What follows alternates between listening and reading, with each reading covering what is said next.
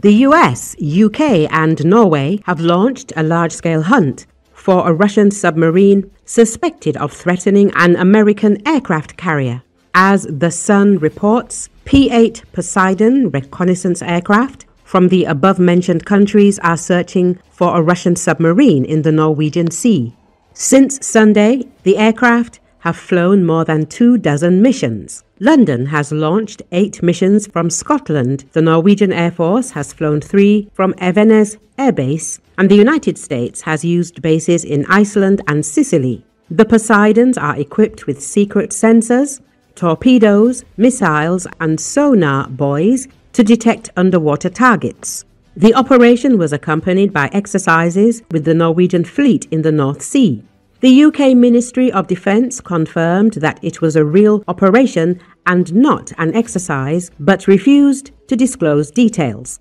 According to experts, NATO's actions demonstrate control over the situation and serve as a signal to Russia. Experts note that the operation may be aimed at pursuing and neutralizing the underwater threat, as well as demonstrating the alliance's capabilities in the Arctic region.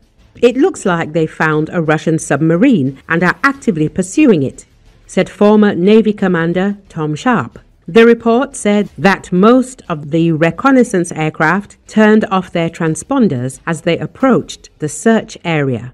Ex-submarine captain Ryan Ramsey said, "This is NATO showing they are in control," he added. "Either they have already found the submarine or submarines and they are holding it, or they haven't got it yet and need to get hold of it."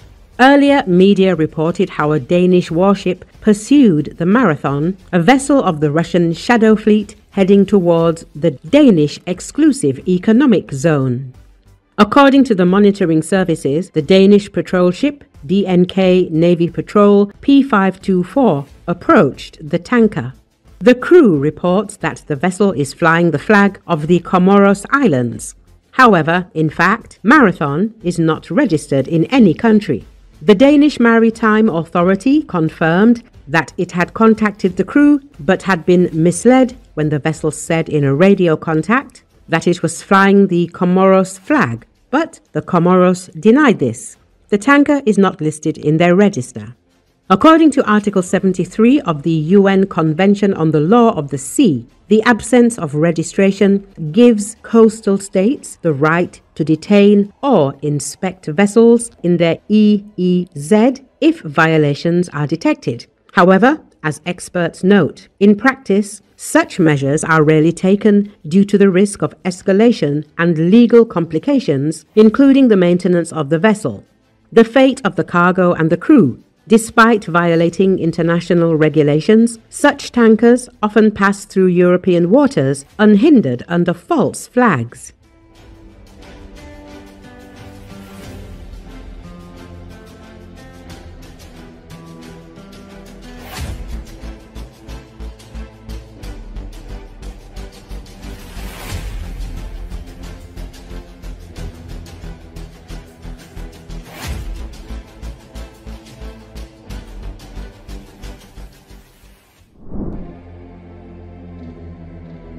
The South Korea and U.S. militaries on Wednesday held a joint training exercise near a river in Yeoju, southeast of South Korea's capital, as part of their annual Freedom Shield combined exercise. Associated Press. The drill showed South Korean and American military personnel practicing crossing wet gaps. Troops from the South Korean Army's 7th Engineer Brigade and the U.S. 2nd Infantry Division, as well as South Korea-U.S. Combined Division's 11th Engineer Battalion, took part in the drills. During the event, troops constructed a pontoon bridge using equipment including amphibious bridging vehicles. The aim of the drill was to enhance joint amphibious operation capability and interoperability.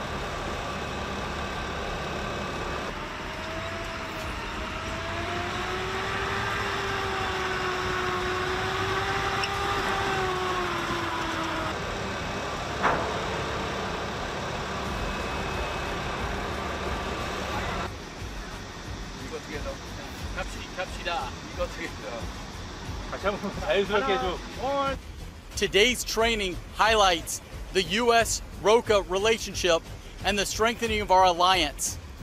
This wet gap crossing is one of the most complex engineering missions we do, and we've done it today in a realistic combat environment.